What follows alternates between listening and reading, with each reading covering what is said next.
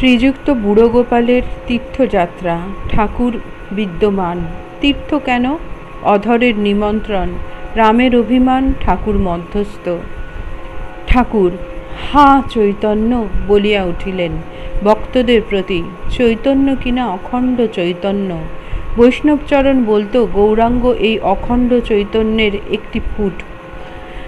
শ্রীরামকৃষ্ণ, তোমার কি এখন ইচ্ছা তীর্থে যাওয়া? বুড়ো গোপাল, আজ্ঞা হাঁ, একটু ঘুরে ঘাড়ে আসি। রাম বুড়ো গোপালের প্রতি। ইতি বলেন বহুদকের পর কুটিচক। যে সাধু অনেক তীর্থ ভ্রমণ করেন তার নাম বহুদক। যার ভ্রমণ করবার স্বাদ মিটে গেছে আর এক জায়গায় স্থির হয়ে আসন করে যিনি বসেন তাকে বলে কুটিচক। আরেকটি কথা ইনি বলেন, একটা পাখি জাহাজের মাস্তুলের ওপর বসেছিল। জাহাজ গঙ্গা থেকে কখন কালাপানিতে পড়েছে তার হুঁশ নাই। যখন হুঁশ হলো তখন ডাঙা কোন দিকে জানবার জন্য উত্তর দিকে উড়ে গেল। কোথাও কুল কিনারা নাই। তখন ফিরে এলো, আবার একটু বিশ্রাম করে দক্ষিণ দিকে গেল।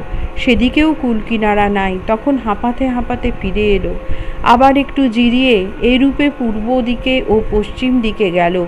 যখন দেখলে কোনো দিকেই কুল কিনারা নাই তখন মাস্তুলের ওপর চুপ করে বসে রইল।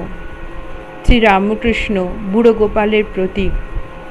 যতক্ষণ বোধ যে ঈশ্বর সেথা সেথা ততক্ষণ অজ্ঞান, যখন হেথা হেথা তখনই জ্ঞান। জয় ঠাকুর।